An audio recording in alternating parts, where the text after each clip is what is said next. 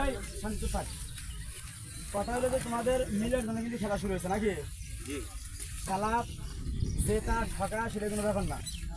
সিলাই বসে কিনবে কালকেও নাক ফাটাইছে মাইসে কি দাম করবে তোমরা কিন্তু মাইসে দেবো এইভাবে খেলবে। আর কেউ রেফারিতে বেশি বুঝবে না, বুঝতে পারবে? আর এই দলের মনে করো ওই দিনে কাট দিতে হবে এদের ওই দিনে। আর এদিকে মস্ত ছোট সাহস আছে আর বড় কেরা আছে, আর কেউ নাই। এখন তোমরা যেটাই করবে রেফারি যেটা সিদ্ধান্ত দিব সেটাই মেনে নেবে। আমাদের তোরা আছে